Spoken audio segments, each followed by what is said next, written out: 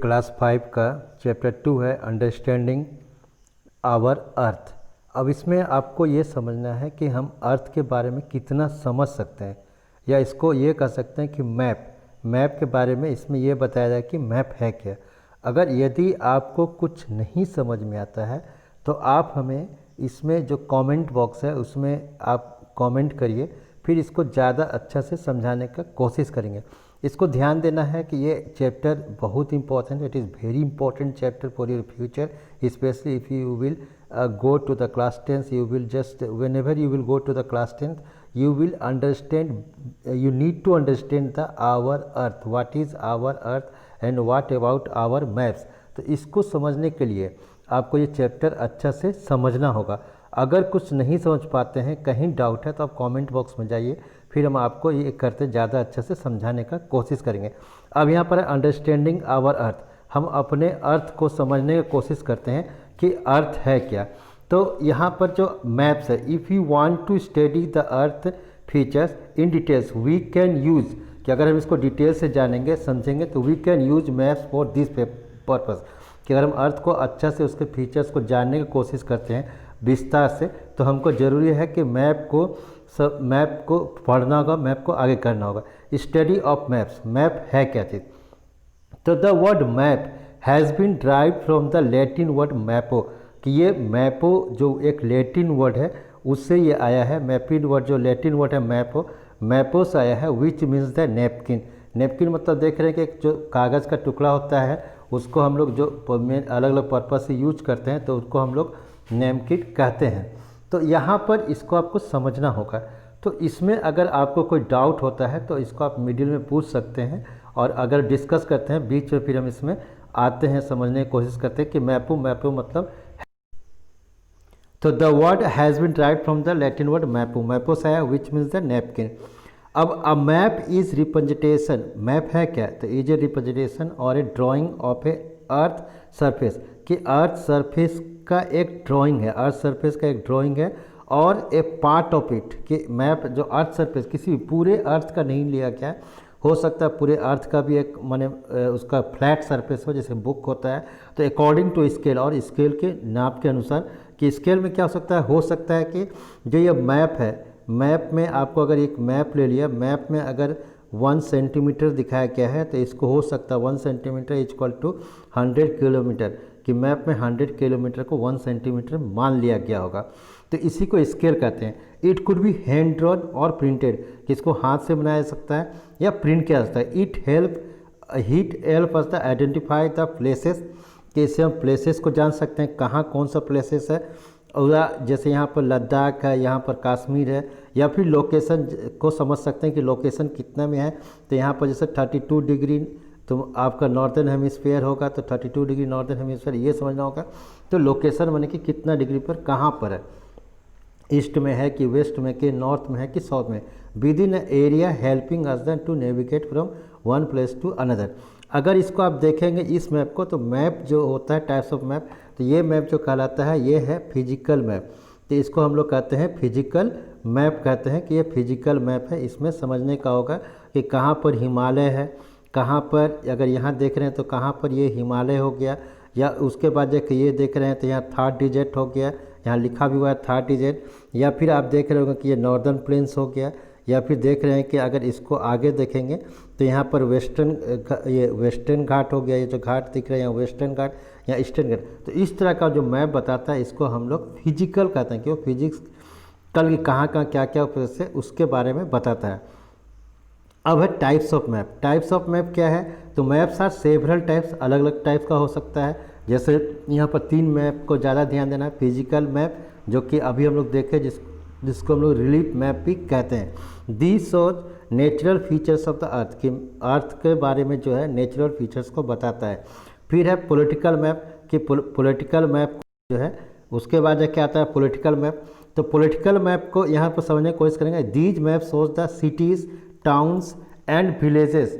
यहाँ पर ये जो है ये सिटीज़ को शो करता है, टाउन को शो करता है, विलेजेस को शो करता है, कंट्रीज़ को शो करता है, या फिर states of the world with their boundaries, उसके बारे में बताता है। अगर इसको जैसे फिजिकल मैप, अगर यहाँ पर 2 मैप आप देख रहे होंगे, गौर करेंगे तो यहाँ पर 2 मैप है। अगर इसको ये जो देख रहे हैं तो यहाँ पर है मेजर इलेक्ट्रिसिटी पैटर्न। तो ये जो इलेक्ट्रिसिटी के बारे में बताया जा रहा है, तो ये जो इलेक्ट्रिसिटी है कहाँ क्या बिजली है इसके बारे में बताया जा रहा है। तो यहाँ पर जो बिजली है कहाँ कहाँ, तो इसको इलेक्ट्रिसिटी को शो कर रहा है। तो ये जो होता है इसको हम लोग माने थर्मोमेट्रिक प्लान ये मैप कहते हैं। और ये जो एक अलग से देख रहे हैं आप, इस मैप को देख रहे हैं, तो ये पॉलिटिकल मैप है जहाँ पर स्टेट के बारे में बताता है कि कहाँ कौन सा स्टेट्स है। जैसे राजस्थान है, हो सकता है किसी देश के बारे में बताए, या उत्तर प्रदेश है, बिहार है, इस तरह से अलग अलग है। तो इसको हम लोग इसमें जान सकते हैं। तो ये फिजिकल मैप, पॉलिटिकल मैप, जैसा अगर यहाँ टाइप्स ऑफ मैप में देख रहे होंगे तो थियोमेट्रिक मैप, तो फिजिकल रिलीफ जिसको रिलीफ मैप में कहते हैं। तो these shows natural features of the earth, ये बताता है कि natural features of the earth कि अर्थ का क्या क्या फीचर्स है। तो यहाँ पर इसके बारे में बताता है। पॉलिटिकल मैप्स जो है, these map shows the cities, ये शहर के बारे में बताता है, टाउन के बारे में बताता है, विलेजेस के बारे में बताता है, कंट्रीज़ के बारे में बताता है, स्टेट ऑफ द वर्ल्ड के बारे में बताता है, विद देयर बाउंड्रीज की बाउंड्रीज के बारे में कहाँ कहाँ उसका बाउंड्रीज है इसके बारे में ये बताता है। थीमेटिक मैप क्या है कि these map focuses on special और specific information like the map of the rainfall, चाहे रेनफॉल का हो, जैसे हम लोग इलेक्ट्रिसिटी का मैप देखें, या रोड का हो, या फिर टूरिस्ट प्लेस का हो, इसके बारे में हम लोग चर्चा कर रहे हैं। जैसे यहाँ पर ये जैसे दो मैप देख रहे हैं, थीमेटिक मैप है, इसके बारे में हम लोग देख रहे हैं। अब आगे करते हैं कंपोनेंट्स ऑफ मैप। मैप है क्या चीज़, कंपोनेंट्स ऑफ मैप क्या चीज़ है, इसके बारे में हम लोग समझेंगे। कंपोनेंट्स ऑफ मैप्स कि मैप्स कंपोनेंट्स ऑफ मैप्स है क्या। तो कंपोनेंट्स ऑफ मैप्स में हम लोग पहले देखते हैं कि उसमें डिस्टेंस देखते हैं। जैसे डिस्टेंस के बारे में हम लोग डिस्कस किए कि डिस्टेंस क्या हो सकता है, फिर डायरेक्शंस क्या हो सकता है, इसके बारे में हम लोग डिस्कस किए, फिर सिंबल के बारे में डिस्कस किए। तो इसको हम लोग लैंग्वेज ऑफ मैप्स भी कहते हैं।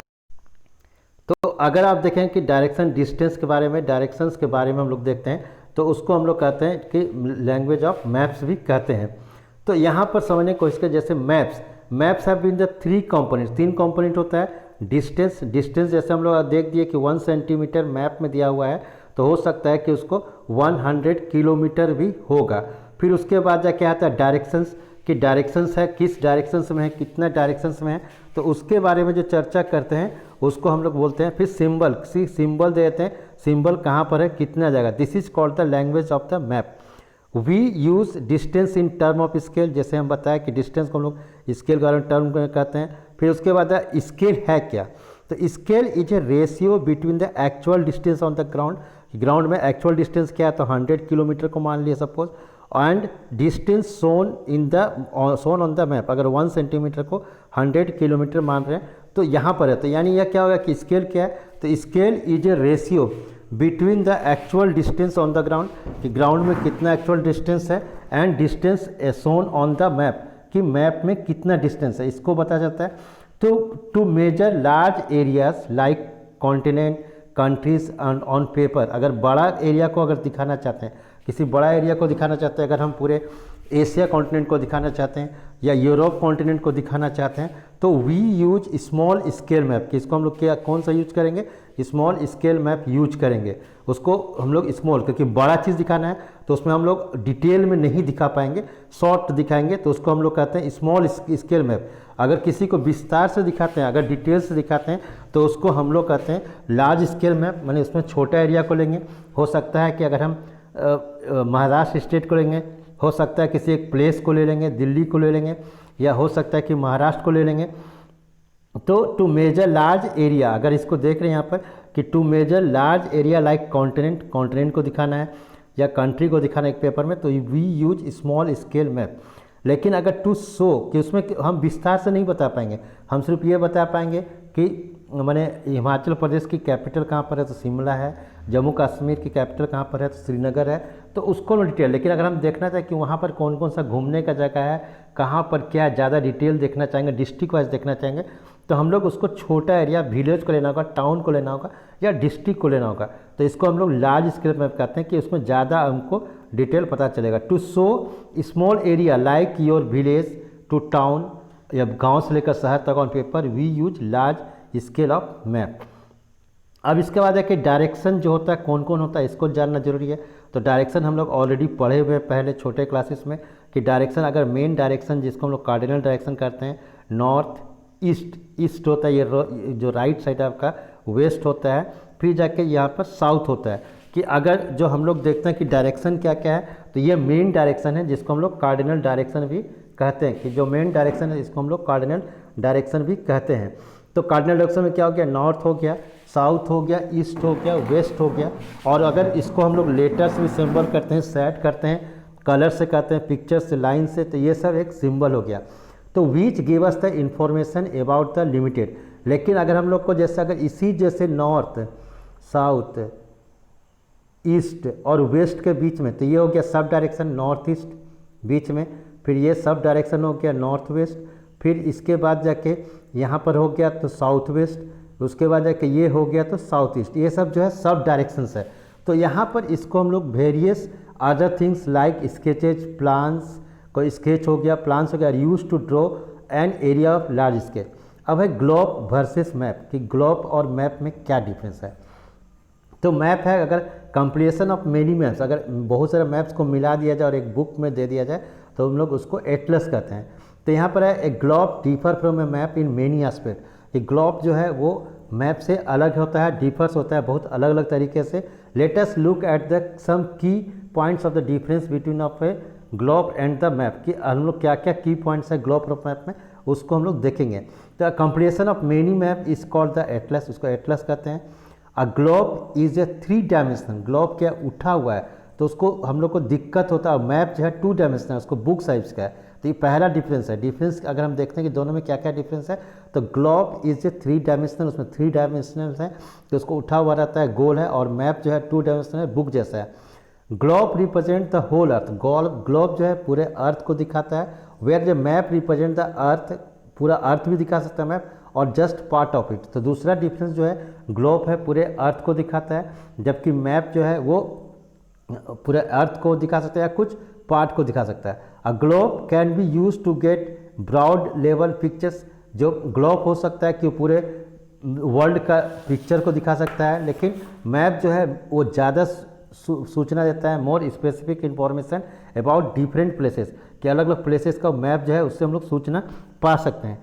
A globe being spherical in shape, globe जो है वो स्पेरिकल है शेप में, वो स्पिन भी कर सकता है, जैसे हम लोग उसको घिरनी जैसा घुमा भी सकते हैं एक्सिस में, जबकि मैप है वो एक कागज़ का टुकड़ा हो सकता है और उसको हम लोग घुमा नहीं सकते हैं। तो ये ग्लोब और मैप में दूसरा नेक्स्ट डिफरेंस है। फिर है कि globes are made up of hard material, globe जो है कठिन मटेरियल से बना हुआ है, can't be folded making them difficult to be carried around, कि मैप को माने मोड़ उड़ के फोल्ड करके उसको रख नहीं सकते, it is difficult to carry one place to another place. However you can easily fold carry map all along with you. अब कॉन्टिनेंट एशिया की बात करते हैं, तो जैसे 7 कॉन्टिनेंट्स हैं हम लोग जैसे ऑलरेडी पढ़े हुए हैं, तो इसमें 7 कॉन्टिनेंट में जो सबसे बड़ा कॉन्टिनेंट आता है वो है एशिया। लेकिन यहाँ पर एशिया, जैसे यहाँ पर एक जो सिस्टमेटिक वे से नहीं लिखे हैं, साइज के अनुसार नहीं लिखे हैं, तो यहाँ पर जो है एशिया है सबसे पहले आता है, फिर उसके बाद जाके अफ्रीका आता है, फिर उसके बाद जाके देखेंगे तो माने नॉर्थ अमेरिका साइज के अनुसार, साउथ अमेरिका, फिर जाके अंटार्कटिका, फिर उसके बाद जाके यूरोप। तो यूरोप जो है 6th लार्जेस्ट कॉन्टिनेंट है, डेवलप्ड कॉन्टिनेंट है, और जो साउथ अमेरिका है उसको हम लोग लैटिन अमेरिका भी कहते हैं, और इसको 4th लार्जेस्ट कॉन्टिनेंट है, और जो नॉर्थ अमेरिका है उसको 3rd लार्जेस्ट कॉन्टिनेंट है, और इसको जो है 15th सेंचुरी में डिस्कवर किया गया था, और ये नॉर्दर्न हेमिस्फीयर में लाइज करता है। तो ये कुछ ऐसे हैं, यहाँ पर आप मैप में देख सकते हैं। यहाँ पर अगर आप समझने की कोशिश करेंगे तो ये नॉर्थ अमेरिका है, ये साउथ अमेरिका है, तो ये एक कॉन्टिनेंट अगर इस तरीके से अगर हम इक्वेटर काट देते हैं, जैसे आप नीचे 4 क्लास में पढ़े होंगे इसके बारे में, या 5 क्लास में लास्ट चैप्टर में आपने पढ़े इक्वेटर पढ़े, तो इक्वेटर से आप देख रहे हैं कि एक यहाँ पर नॉर्थ अमेरिका हो गया नॉर्दर्न हेमिस्फीयर में, साउथ अमेरिका हो गया साउदर्न हेमिस्फीयर में, फिर अफ्रीका दोनों कॉन्टिनेंट पड़ता है, नॉर्दर्न हेमिस्फीयर साउदर्न हेमिस्फीयर में, एशिया हो गया नॉर्दर्न हेमिस्फीयर, यूरोप हो गया ये, फिर उसके बाद जाके यहाँ पर ऑस्ट्रेलिया हो गया। तो ये हम लोग मतलब देख रहे हैं क्या चीज़, तो कॉन्टिनेंट हो गया जिसको हम लोग महादेश कहते हैं। और उसके बाद जाके 5 ओशियंस हैं, 5 ओशियन है, पैसिफिक ओशियंस है।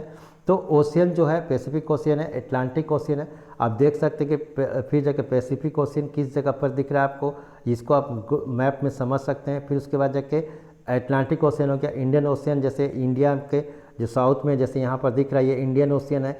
फिर जाके यहाँ पर अगर आप देख रहे होंगे तो नॉर्थ पैसिफिक ओशियन है और नीचे में साउथ पैसिफिक ओशियंस है। फिर आर्कटिक ओशियंस है, आर्कटिक यहाँ पर जैसे ये अंटार्कटिक देख रहे हैं, आर्कटिक ओशियन ऊपर में। फिर साउदर्न ओशियंस है इसमें। अब ओशियंस के बारे में जो इम्पोर्टेंट फैक्ट है कि पैसिफिक जो है लार्जेस्ट और डीपेस्ट ओशियंस है। अगर हम जैसे पहले जो देख रहे हैं इस पैसिफिक ओशियन में, तो ये लार्जेस्ट और डीपेस्ट ओशियंस है। फिर जाके एटलांटिक ओशियन जो एटलांटिक ओशियंस है जो यहाँ पर हम देख रहे हैं, तो ये बिजिएस्ट ओशियन है क्योंकि यहाँ पर बहुत सारा हमेशा जहाज जो शिप है कार्गो वो जाते रहता है। और इंडियन ओशियन जो है एक अकेला एक ऐसा ओशियन है जो किसी देश के नाम से बना हुआ है कि the Indian ocean is the only oceans which has been named after a country. फिर एटलांटिक ये अंटार्कटिक ओशियन जो है ये फ्रीजन ओशियन है, फ्रोजन ओशियन है, जमा हुआ ओशियंस है, lies near the south pole, जो ये साउथ पोल में है तो यहाँ पर ये साउथ पोल के सामने में है। उसके बाद देखिए आर्कटिक ओशियन है जो स्मॉलेस्ट ओशियन है, छोटा ओशियन है, और वो जो नियरेस्ट है वो नॉर्दर्न हेमिस्फीयर और नॉर्थ पोल के पास है। तो इसको आप समझ सकते हैं कि 5 ओशियंस है, पैसिफिक ओशियंस है, एटलांटिक ओशियन है, इंडियन ओशियन है, आर्कटिक ओशियन है और साउदर्न ओशियन है। अब वर्कशीट है तो इसको आप वर्कशीट इसको आपको पॉज करके इसको आप करेंगे, इसको पढ़ेंगे आप अच्छे से समझने को। Representation of the earth drone on the flat surface, जिसके एक वर्ड में तो एक मैं बता रहा हूँ, इससे पहले का मैप हो गया और बुक ऑफ मैप। अभी आप इसको पढ़ें तो इसको अपने से करेंगे, इसको पॉज करके क्वेश्चन लिखते जाएंगे। अगर किसी का आंसर आपको नहीं आता है तो उसको बताइएगा, फिर उसको हम यहाँ पर कमेंट बॉक्स में, तो कमेंट बॉक्स में ही आपको आंसर उसमें बता दिया जाएगा। तो ये फिल इन द ब्लैंक्स है। जैसे scale of a map is the days ratio between distance shown on the map, तो यहाँ पर इसको देखना है। फिर map showing natural features of the land are known as the these maps. फिर the larger the area covered by a map will be as in डेस्ट, ये है। फिर डेस है map shows the boundaries of countries states, तो ये question है all maps have understand, तो यहाँ फिल इन द ब्लैंक्स इसको पॉज करके भरिए। फिर 2 क्वेश्चन दिया गया कि why is map prefer to a globe, तो इसमें जो डिफरेंस बताएं उसको लिखना है। फिर what is a linear scale, इसको लिखना है। अगर आपको इसमें पीडीएफ फाइल की ज़रूरत पड़े तो उसको इसमें कमेंट बॉक्स में दीजिएगा, उसको बता दीजिएगा। तो थैंक यू, गुड लक।